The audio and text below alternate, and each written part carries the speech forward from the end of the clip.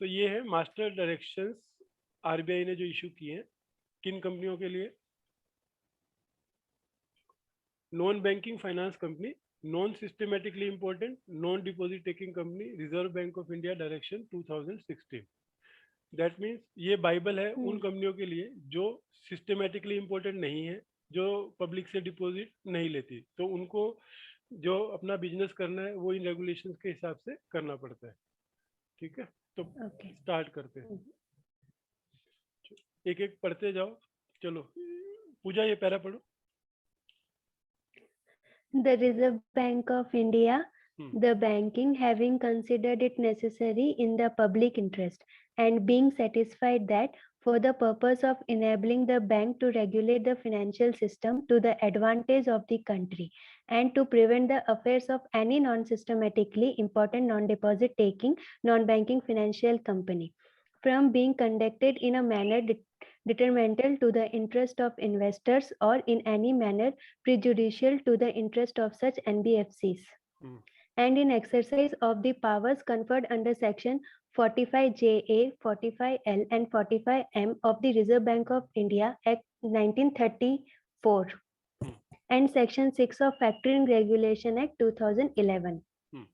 Hereby issues to every NBFC ND in supervision of the notification. ये जो भी notification है हाँ, NBFC company non systematic direction. तो ये क्या बोल रहा है, बेसिक पर्पस क्या है इस डायरेक्शन का वो बता रहा है इस पैराग्राफ में कि आरबीआई ने क्यों ये किया कि जो non systematic important non deposit taking NBFC है उनका बिजनेस इन्वेस्टर के इंटरेस्ट के अगेंस्ट में ना चला जाए और कोई उनके इंटरेस्ट से प्रेजुडिशियल ना हो, और उनके इंटरेस्ट को सेफगार्ड करने के लिए ये जितनी भी पुरानी नोटिफिकेशन थी उन सबको सप्रेस करते हुए ये डायरेक्शंस दी है। तो ये ओपनिंग रिमार्क है जिसमें सिर्फ बेसिकली ऑब्जेक्ट बताया कि इन्वेस्टर के इंटरेस्ट को प्रोटेक्ट करना है, क्योंकि नॉन सिस्टमेटिक इंपॉर्टेंट है, नॉन डिपॉजिट टेकिंग है, लेकिन इसका मतलब ये नहीं है कि कंपनी बिजनेस नहीं कर रही। अभी एक एनबीएफसी कई टाइप के बिजनेस कर सकती है, वो लोगों को लोन दे सकती है, लाइक सैलरी लोन की कंपनीज रहती हैं, मालूम है, जैसे ऐप आते हैं कि आप ऐप में अप्लाई करो, आपको 5,000 ऐप वाले लोन्स हैं। फिर आप अपनी ब्रांच खोल सकते हो जहाँ पे आप स्मॉल डिपॉजिट देते हो, 50,000 लाख रुपए तक के इन लोन्स देते हो। तो बिजनेस आप कर रहे हो, लेकिन आपका बिजनेस इतना बड़ा नहीं है कि आप सिस्टमेटिकली इम्पोर्टेंट हो, तो उसके लिए इन्होंने लिमिट्स डिसाइड किया। तो सबसे पहला कंसेप्ट जो बार बार आ रहा है, नॉन सिस्टमेटिकली इम्पोर्टेंट का मतलब है इस पर्टिकुलर एनबीएफसी का जो स्केल है वो थोड़ा कम है, छोटी कंपनी है, और नॉन डिपॉजिट टेकिंग है, ये पब्लिक से डिपॉजिट नहीं ले रही है। तो जब ये कंपनी, अगर इसको कंपनीज एक्ट के पॉइंट ऑफ व्यू से करें तो ये प्राइवेट लिमिटेड कंपनी जैसा हो गया। कंपनीज एक्ट में कैसा होता है, प्राइवेट लिमिटेड और पब्लिक लिमिटेड। तो पब्लिक लिमिटेड कंपनीज के ऊपर रेगुलेशंस ज्यादा लगते हैं, प्राइवेट लिमिटेड कंपनी पे कम लगते हैं। तो जब भी आप ये देखोगे कि नॉन सिस्टमेटिक इंपॉर्टेंट है, नॉन डिपॉजिट टेकिंग है, तो आपको ये समझ लेना कि ये कंपनी छोटी कंपनी है, तो इसके ऊपर रेगुलेशंस कम रहेंगे। लाइक आपकी कंपनी जो है वो non systematic and non deposit taking company है। या आपका स्केल एक पर्टिकुलर अमाउंट से क्वेश्चन पूछूं? हाँ बोलो। लाइक अभी एग्जांपल पब्लिक कंपनी है ना, अगर वो एनबीएफसी में जाके रजिस्टर्ड होती है तो वो भी इस क्राइटेरिया में आ सकती है क्या, non systematically non deposit taking? Yes yes, because public company में आपको टेस्ट जो पूरा करना है कि सिस्टमेटिक इंपॉर्टेंट और नॉन सिस्टमेटिक इंपॉर्टेंट में एसेट साइज का डिफरेंट है। अगर आपकी 500 करोड़ से ज्यादा एसेट है, या जो भी लिमिट इन्होंने दी हुई है उससे ज्यादा, अगर आपकी पब्लिक कंपनी की एसेट्स उस अमाउंट से कम है, तो सबसे पहला टेस्ट आपका पास हो गया कि आप नॉन सिस्टमेटिक इंपॉर्टेंट हुई, क्योंकि आपकी एसेट साइज एक पर्टिकुलर अमाउंट से कम है। फिर अगर आपकी पब्लिक जो है कंपनी जो है पब्लिक से डिपॉजिट नहीं ले रही, इवन इफ एग्जिस्टिंग कंपनी है, अच्छा, तो आपकी कंपनी क्या बन गई, non systematic important non deposit taking. तो आपके ऊपर ये रेगुलेशन लगेंगे। अगर इनमें से कोई भी एक भी क्राइटेरिया अगर नहीं मैच हुआ एग्जिस्टिंग कंपनी में, तो आपको दूसरी डायरेक्शन लगेगी, सिस्टमेटिक इंपॉर्टेंट वाली या फिर डिपॉजिट टेकिंग वाली। तो दो ही डायरेक्शन है, एक है non systematic important NBFC direction और एक है systematic important and deposit taking direction. Okay, sir. तो आपकी कंपनी क्योंकि नॉन सिस्टमेटिक और नॉन डिपॉजिट टेकिंग है, तो आपको इन डायरेक्शंस को वर्ड बाय वर्ड फॉलो करना है। तो आपका एम क्या होना चाहिए, इसके हर पेज में मेरे को क्या कंप्लायंस करनी है वो निकल के आए। तो जो भी पेज आप पढ़ रहे हो उससे आपको कंप्लायंस निकालनी है। लाइक पहले पेज में अगर आपको कोई कंप्लायंस समझ आई, तो आपको ये समझ आई कि मुझको इन रेगुलेशंस को फॉलो करना है, जिनका नाम है NBFC non systematic important non deposit taking directions. पहले पेज की समरी इतनी है। Okay sir. ठीक है, ओके। ठीक है। इंडेक्स, ये इसका इंडेक्स है। कितने चैप्टर है इसमें? 14 चैप्टर है, लेकिन 14 के 14 चैप्टर हर कंपनी को एप्लीकेबल नहीं है। तो इसमें कुछ चैप्टर स्पेसिफिक टाइप की कंपनीज के लिए है और कुछ सबके ऊपर एप्लीकेबल है। तो जैसे जैसे हम आएंगे वैसे वैसे हम उसको देखेंगे। पर ये एक कंप्रिहेंसिव रेगुलेशंस है, जिसको रिव्यू करने के बाद हमें सब कंप्लायंसेस मालूम पड़ेगी। चलो, प्रिलिमिनरी सबसे पहला स्टार्ट यहीं से पढ़ डालो। तो ये सेक्शन 1 हो गया, आप इसका रेगुलेशन 1 हो गया। चलो शोर टाइटल पढ़ो। ओके। कौन, श्वेता जी पढ़ रही हैं या नहीं, मैं? आप ही पढ़ दो। श्वेता ऑफिस में है शायद, उसको जमेगा नहीं। हाँ, मैं ऑफिस में हूँ, आई कैन रीड। अच्छा, ठीक है। Regulation number 1, short title and commencement of the directions. These directions shall be called the non-banking financial company, non-systematically important, non-deposit taking company, Reserve Bank Direction 2016. These directions shall come into force with immediate effect. ठीक है, तो Okay. Short form में हम इनको बोलते हैं NBFC, NSI, ND directions. Oh, NBFC non banking finance company हो गया, NBFC non systematic important, NSI non deposit, ND. आपकी कंपनी कौन सी है? आपकी कंपनी है एनएसआई एनडी कंपनी। ठीक है, applicability. These directions shall come into force with immediate effect. Okay. Applicability. The provisions of the direction shall apply to the following. Every non-banking financial company not accepting holding public deposit which is not systematically important as defined in paragraph 3 of the directions. ठीक है, यहाँ पे रुको। Every NBFC एक एक करके रुको। Like अब आपके केस में बोलो कि ये प्रोविजन आपको एप्लीकेबल है कि नहीं है। ये मेरे को एप्लीकेबल है। क्यों? क्योंकि आप, मेरी कंपनी को तो है। ठीक है, ये अब आपकी कंपनी जो एनबीएफसी है एक्सेप्ट नहीं कर रही पब्लिक डिपॉजिट और सिस्टमेटिक इंपॉर्टेंट नहीं है। तो इन्होंने बोला सिस्टमेटिक इंपॉर्टेंट की डेफिनेशन नीचे पैराग्राफ 3 में दी है। तो वो पढ़ने के बाद हमको ये भी मालूम पड़ जाएगा कि वो क्या रीजन है जिसके बेस पे हम सिस्टमेटिक इंपॉर्टेंट है या नहीं है। ठीक है। टू क्या है? 2. Every NBFC factor registered with the bank under Section 3 of the Factoring Regulation Act 2011 and having an asset size of below ₹500 crore. अब यहाँ रुक जाओ। एनबीएफसी फैक्टर क्या होता है आपके हिसाब से? Who is factoring? वो कुछ डिस्काउंटिंग जैसा रहता है ना। सही समझे ना? मतलब सपोज आपने कोई माल बेचा क्रेडिट पे, तो आपको 3 महीने बाद पेमेंट मिलने वाली। तो अगर आप किसी के पास जाओ, वो बोले मैं आपको आज ही पेमेंट दे देता हूँ कुछ डिस्काउंट काट के, तो वो क्या कर रहा है? वो आपके बिल को फैक्टरिंग कर रहा है। तो कंपनी को क्या हो गया? इमीडिएटली पैसा मिल गया और उसको 3 महीने बाद जिससे भी पैसा मिलना था पूरा पैसा मिल गया, तो डिस्काउंट उसकी इनकम होगी। ओके। तो अगर आपकी कंपनी फैक्टरिंग कंपनी है और आपकी एसेट साइज 500 करोड़ से कम है, तब भी ये रेगुलेशन आपको फॉलो करने हैं। अच्छा, कम है तो भी करना है। ठीक है, कम है तभी करना, कोई ज्यादा होगा तो आपको दूसरे फैक्टरिंग फैक्टरिंग कंपनी क्या हुई? कैसे समझ आएगा कि कौन सी कंपनी फैक्टरिंग कंपनी है, कौन सी नहीं? आपका जो बिजनेस है ना, आपको ये देखना है कि मेरी कंपनी का बिजनेस क्या है।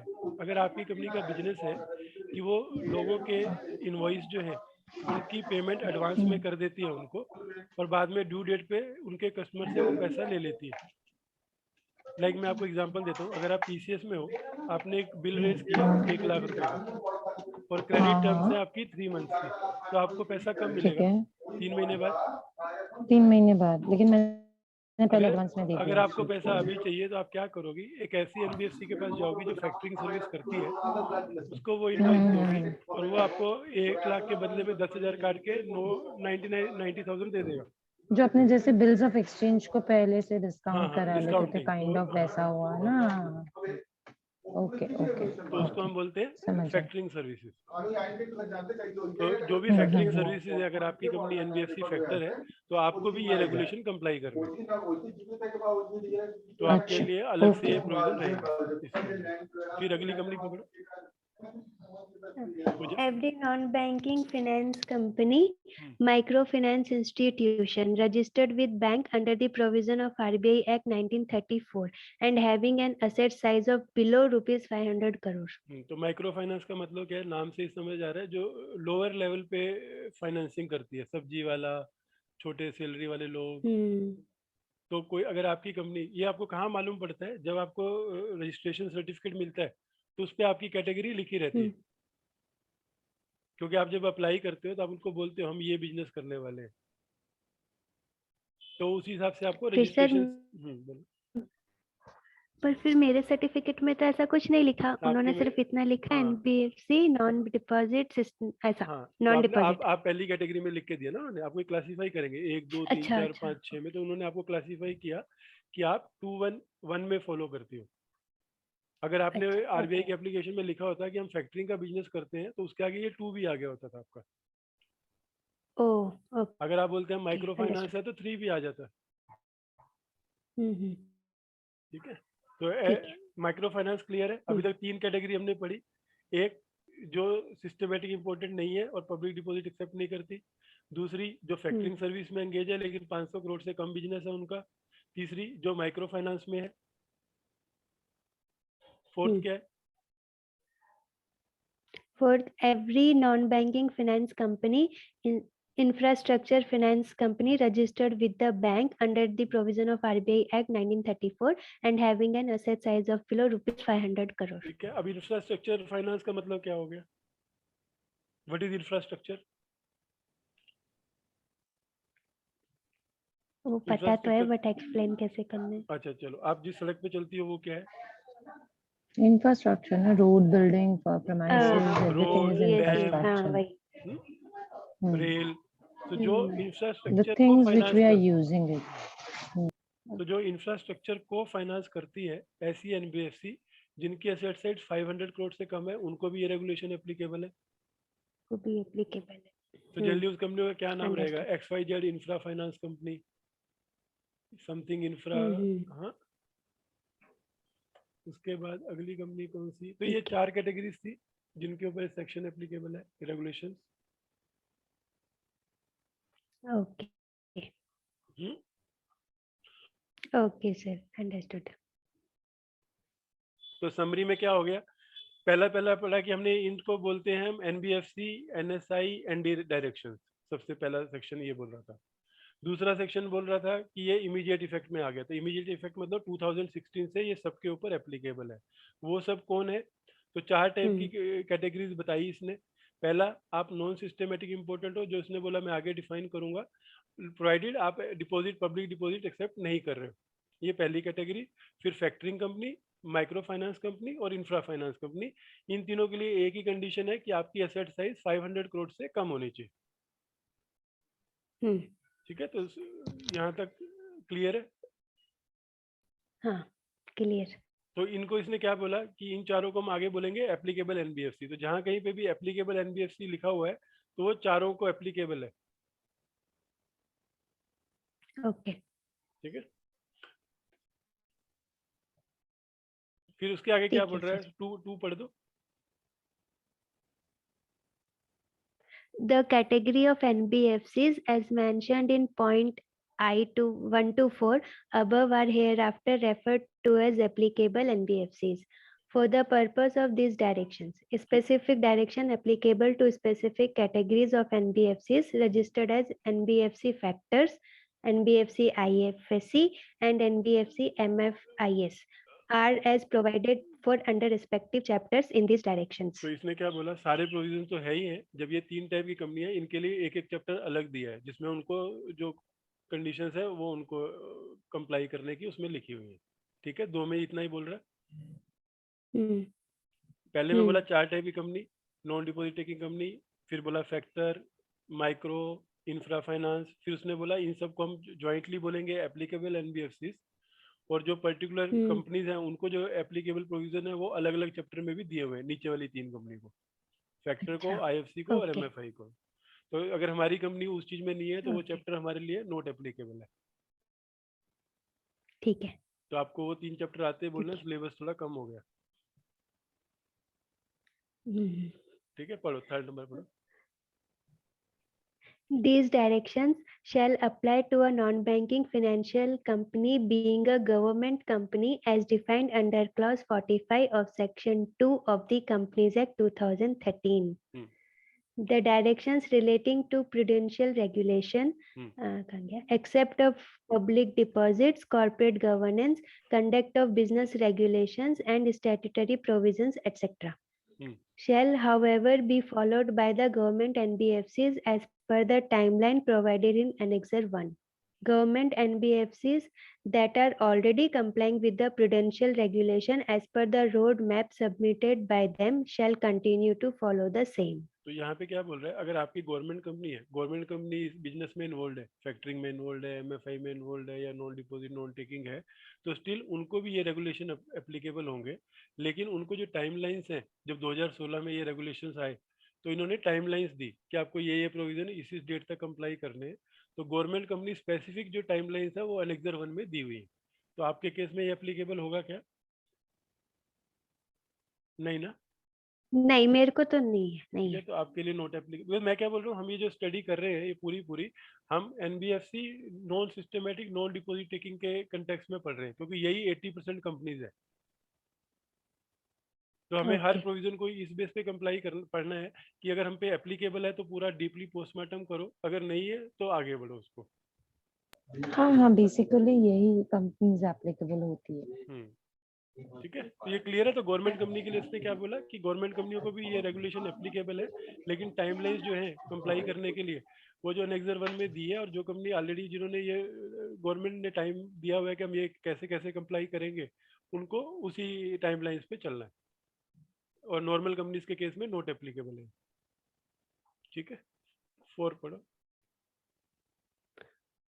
The directions under Chapter 4, Paragraph 70 and Chapter 5 shall not apply to those applicable NBFCs who have not accessed any public fund and do not have any customer interface.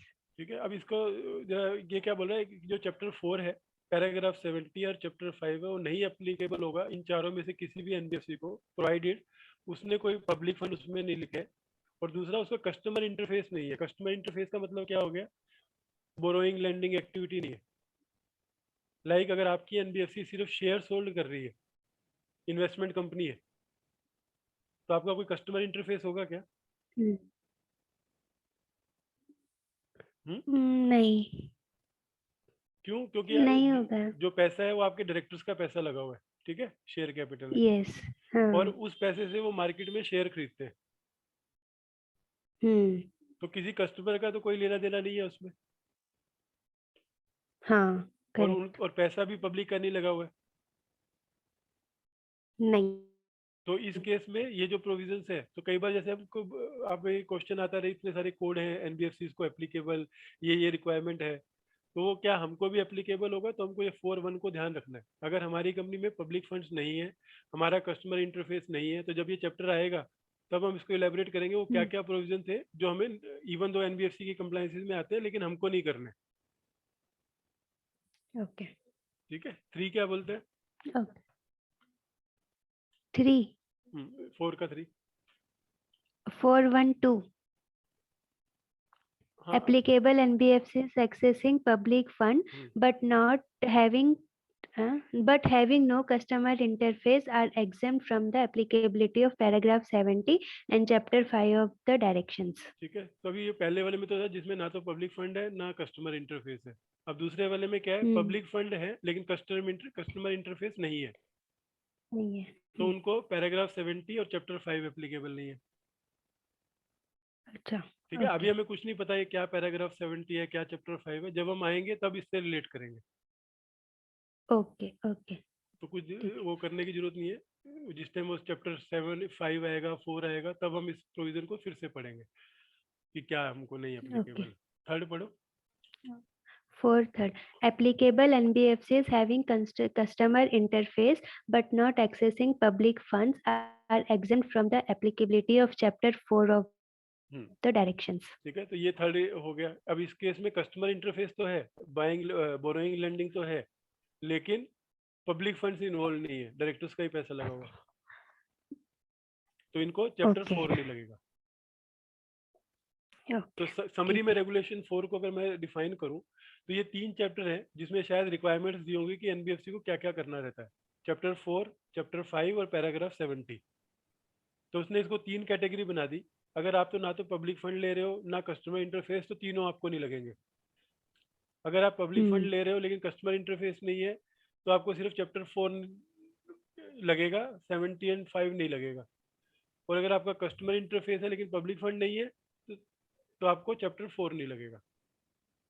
जब ये चैप्टर्स आएंगे तब हम इसको देखेंगे कि हमको क्या क्या एग्जाम्पशन है। जैसे कंपनी एक्ट में रहता है ना कि ये section will not be applicable to this this and that, तो सेक्शन पढ़ेंगे तब हमको समझ आएगा कि क्या करें। ठीक है, 5 पढ़ो। पढ़ते पढ़ते थक जाओ तो मेरे को बोलना, फिर मैं पढ़ दूंगा। Okay sir. पर सर मैं एक क्वेश्चन पूछूं? हाँ पूछो ना। ये कस्टमर इंटरफेस का मतलब क्या है? मैं कोई फाइनल मतलब बताइए। अच्छा, आपकी कंपनी का बिजनेस बताओ। मेरी कंपनी का बिजनेस है, ओपनली बोलती हूँ, वो जो उनकी सब्सिडरी कंपनी या ग्रुप कंपनी है ना। मत बोल, ये रिकॉर्ड होएगा। अच्छा ठीक है, तो जो मेरी कंपनी है ना वो सिर्फ अपने ग्रुप ऑफ कंपनी में ही इन्वेस्टमेंट करना चाहती है। ठीक है, अब आपका कस्टमर इंटरफेस है क्या? आपके कस्टमर्स हैं? मतलब मेरा सब्सिडरी कंपनी कस्टमर है? नहीं। आपके पब्लिक कस्टमर है क्या बाहर? नहीं नहीं, वो नहीं है, पब्लिक तो नहीं है। अगर आप एक क्रेडिट कंपनी होगी जो लोगों को लोन देती है, लोगों से पैसे जमा कराती है, हाँ, तो आपका कस्टमर इंटरफेस हो गया। बैंक के लिए आप कस्टमर रहते हो? हाँ बैंक के लिए कस्टमर वैसे है। ही हाँ। बैंक की जगह उसकी दूसरी टर्म है एनबीएफसी। तो एनबीएफसी जो बोरोइंग और लेंडिंग करती है, लाइक आप किसानों को ऋण देते हो, किसानों को लोन देते हो, तो आपके कस्टमर कौन होंगे? किसान। वो किसान लोग। अभी हाँ। आप जो कर रहे हो, आप सिर्फ अपनी सब्सिडरी के शेयर होल्ड कर रहे हो। आप किसी से कोई कस्टमर से इंटरेक्शन कर रहे हो क्या? नहीं ना। आप सिर्फ एक होल्डिंग कंपनी हो जिसका कोई कस्टमर इंटरफेस नहीं है, और ये जो पैसा भी है वो आपका अपना पैसा है। हाँ हाँ। लाइक मेरी कंपनी है, सपोज मेरे पास 100 करोड़ रुपए पड़े थे, मैंने क्या किया, 4 कंपनियां खरीद ली, तो 4 कंपनियां मेरी सब्सिडरी बन गई। हाँ। तो मैं क्या हुआ, मैं सिर्फ एक होल्डिंग कंपनी हुई, और जो शेयर्स मैंने खरीदे वो मेरी फाइनेंशियल एसेट होगी। अब ये कंपनियां मुझे डिविडेंड देंगी, वो मेरी फाइनेंशियल इनकम होगी। अब इस क्राइटेरिया में मेरा वो क्राइटेरिया 50% वाला मैच हो गया, मैंने एनबीएफसी करके रजिस्टर कर लिया अपने आप को as a investment company. Yes. यही किया ना आपने भी? यही कंपनियां जिनमें आपकी हाँ, इन्वेस्टमेंट मेरा थी भी वो यही केस आपको है। डिविडेंड दे रही थी, आपके शेयर्स की वैल्यू जो आपकी टोटल एसेट में 50% तो शेयर्स की वैल्यू थी, तो आरबीआई ने बोला भैया आपकी तो फाइनेंशियल एसेट जो है 50% से ज्यादा है, तो आप आरबीआई में रजिस्टर करो और उसके लिए जो जो रिक्वायरमेंट है वो पूरी करो। यस। तो यहाँ पर हमारा किसी आउटसाइड कस्टमर से कोई इंटरफेस है क्या अदर देन ग्रुप कंपनी? नहीं है, नहीं है, नहीं है। तो इसका मतलब आपकी कंपनी के केस में ये जो 1, 2, 3 है, इसमें से आपको कौन सा प्रोविजन एप्लीकेबल होगा 4 में?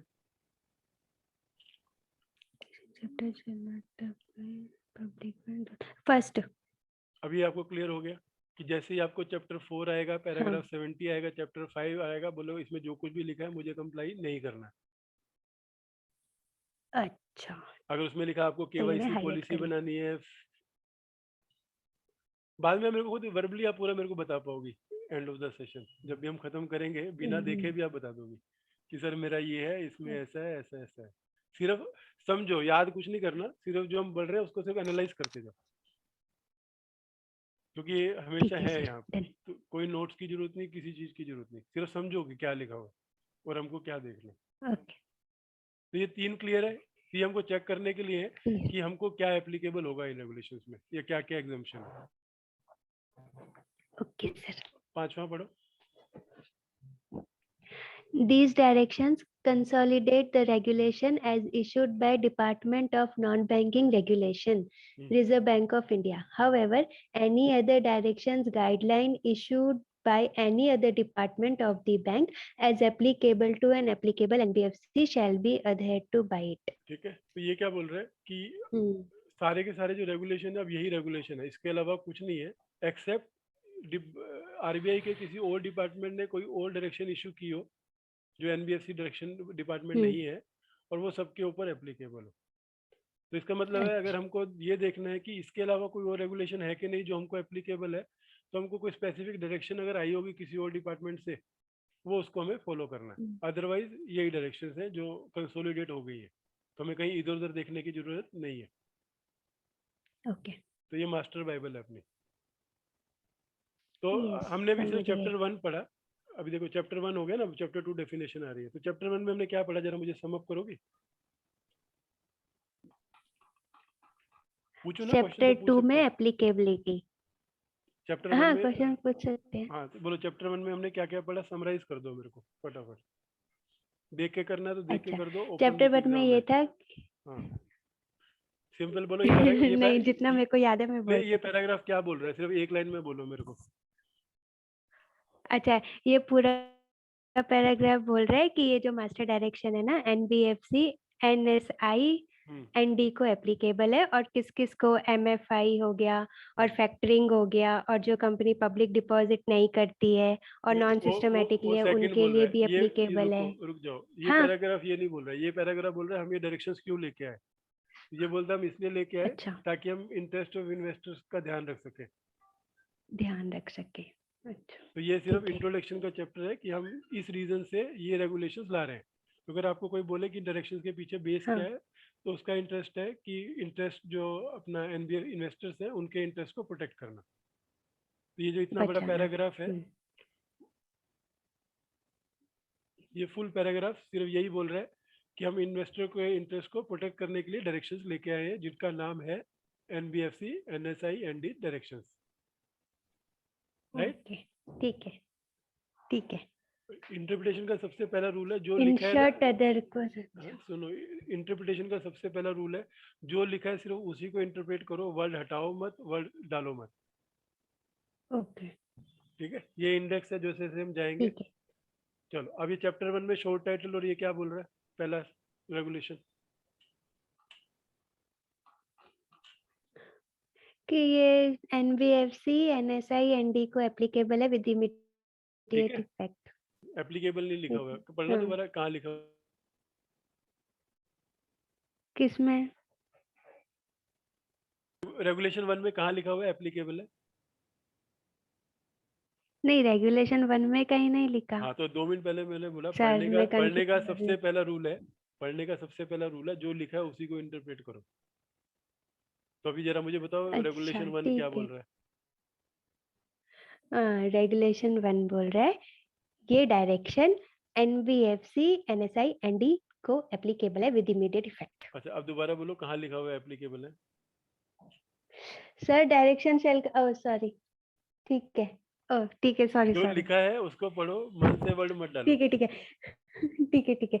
ये डायरेक्शन, इस डायरेक्शन को क्या कहेंगे? एनबीएफसी एनएसआई एनडी डायरेक्शन 2016, और ये डायरेक्शन इनफोर्स इमीडिएट इफेक्ट। ये हमारा ह्यूमन माइंड है जो अपने वर्ड्स डालता है। चलो, अब एप्लीकेबिलिटी की बात करो। अभी हम छोटे बच्चे हैं ना। हाँ, तो वही बच्चों के हिसाब से पढ़ा रहा हूँ। ठीक है, अब 2 बोल दूं एप्लीकेबिलिटी? हाँ, जो लिखा है वही बोलना, मन से मत बोलना। हाँ, रेगुलेशन 2 एप्लीकेबिलिटी बोल रहे फॉलोइंग कंपनीज के लिए। अब ठीक है, हाँ, first NBFC holding public deposit which is not systematically important. Holding के not holding? Not accepting public deposit और holding public, not holding public deposit. हाँ, तो समरी में क्या? Not holding sir. समरी में अगर मेरे को एक्सप्लेन करना हो, मुझे कुछ नहीं पता, तो क्या बोलोगे कि किनको एप्लीकेबल है? ये किनको एप्लीकेबल है? जो पब्लिक डिपॉजिट नहीं ले रहे। ठीक है, सेकंड जो एनबीएफसी फैक्टर कंपनी रजिस्टर्ड है और जिनका असेट बिलो 500 करोड़ है, उनको भी एप्लीकेबल है। तीसरा तीसरा वो कंपनी जो MF क्या था वो माइक्रो फाइनेंस इंस्टीट्यूशन और जिनका असेट भी 500 करोड़ बिलो है उसको भी एप्लीकेबल है। और फोर्थ वाला जो कंपनी नहीं सॉरी क्या था वो IFSC something infrastructure finance company, उनका भी अगर एसेट साइज बिलो 500 करोड़ है उनको भी ये एप्लीकेबल है। तो इंफ्रा फाइनेंस कंपनी क्या होती है? वही रोड डैम वगैरह वगैरह वो जो हम यूज करते हैं वो बनाती हैं कि उसको फाइनेंस करती है? उनको फाइनेंस करती है। ठीक है, और माइक्रो फाइनेंस क्या होती है?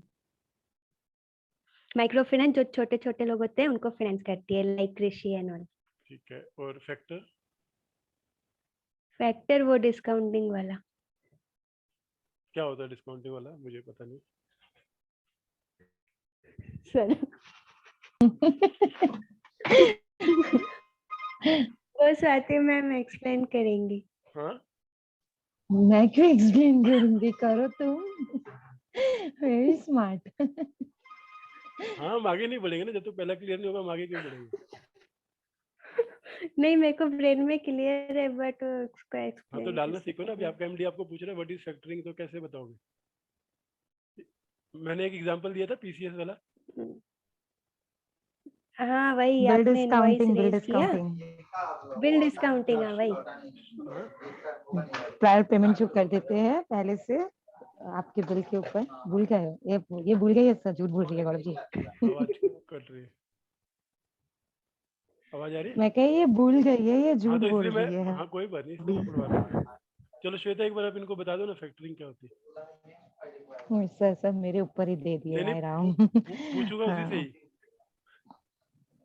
नहीं फैक्टरिंग क्या होती है कि सपोज आपकी बिल है और जिसका पेमेंट थोड़ा लेट आने वाला है, बट उसका आपका पेमेंट को अगर आपको अर्ली रिक्वायरमेंट है तो NBFC कंपनीज जो होती है, NBFC फैक्टरिंग कंपनीज जो होती है वो आपके बिहाफ में उस कंपनी को पेमेंट कर देती है। That is called NBFC factoring companies.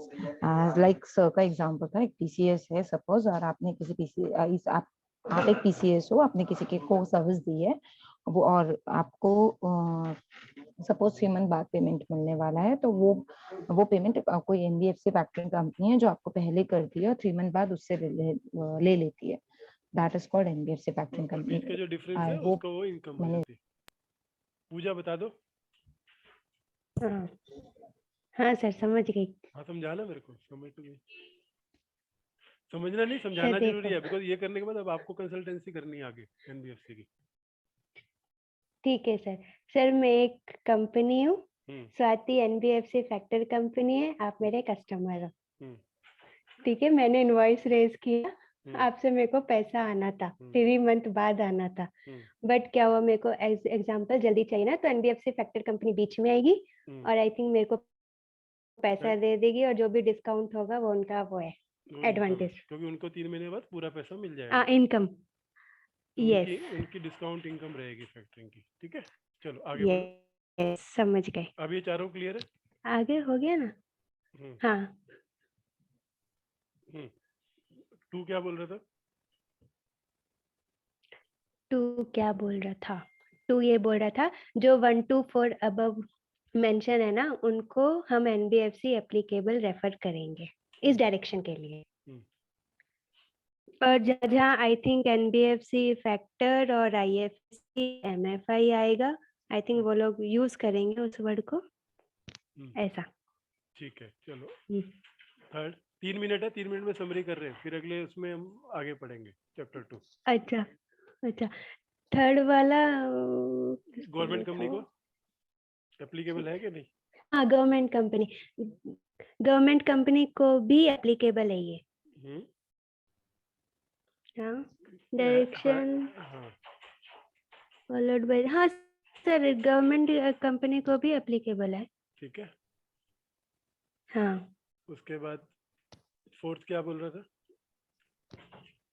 Fourth ये बोल रहा था कि जो भी वो पैराग्राफ है अप्लाई नहीं होगा उन NBFC को जो पब्लिक फंड और जिनका कस्टमर इंटरफेस नहीं है। तो आपकी कंपनी फॉर 1 जैसे कि मैं। ठीक है, और दूसरे क्या थे? हाँ सेकंड और थर्ड? दूसरे का था कि ये हाँ उनको भी एप्लीकेबल है जिनको पब्लिक फंड एक्सेप्ट है लेकिन कस्टमर इंटरफेस नहीं है, पैराग्राफ 70 चैप्टर 5। अब दोबारा पढ़ो क्या लिखा हुआ है, आपने उल्टा बोला। Fund no customer interface exempt from, अच्छा एग्जेम्प्ट है, ओके ओके। जो पब्लिक फंड एक्सेस कर रहे हैं बट कस्टमर इंटरफेस नहीं है, वो पैराग्राफ 70 चैप्टर 5 उनको एग्जेम्प्ट है। और थर्ड पे ठीक है हाँ, और उनको एप्लीकेबल जिनको कस्टमर इंटरफेस है बट पब्लिक फंड नहीं है, तो वो लोग चैप्टर 4 से एग्जेम्प्ट है इस डायरेक्शन के। ठीक है। पांचवा हाँ, पांचवा ये बोल रहा था कि क्या बोल रहा था यही बाइबल है कि ये जो पूरा रेगुलेशन, हाँ यही बाइबल है मतलब इनका, और अगर किसी बैंक के किसी और डिपार्टमेंट ने कुछ इशू किया तो वो भी एप्लीकेबल है। ठीक है। और कस्टमर इंटरफेस क्या होता है? कस्टमर इंटरफेस होता है लाइक बैंक जैसा होता है। हाँ, तो तुम्हारे लाइक अगर मेरे ही हाँ, कंपनी में कुछ कुछ होते जा रहे हैं, डायरेक्टर से पैसा आ रहा है, तो it is not called in customer interface. But अगर मैं थर्ड पर्सन से जाके उनको लोन देती हूँ या जो भी है, तो उसको कस्टमर इंटरफेस बोलते हैं। तो ऐसा होगा तो आपने काउंटर खोला होगा ना, जब कस्टमर आके पैसा जमा करा रहे होंगे, ले रहे होंगे, एक रिसेप्शन डेस्क बैंक में कैसा रहता है, ये काउंटर वो काउंटर कैश हाँ काउंटर। वही। ठीक है, अब ये एंड करता हूँ हाँ और फिर दोबारा हाँ ज्वाइन करो, कोई हाँ जल्दी नहीं है, एक चैप्टर हो आधा चैप्टर हो, लेकिन घंटा 2 घंटा करके रेगुलर करते जाओ, 5-6 दिन में ये पूरा खत्म हो जाएगा, 5-6 सेशंस में। लेकिन करो ऐसा कि सब ठीक है समझ आए। सर, बस समझ में आना। हम्म, यस। ठीक है, बंद कर रहा हूँ, रीज्वाइन कर रहा हाँ हूँ। ठीक है सर। हाँ।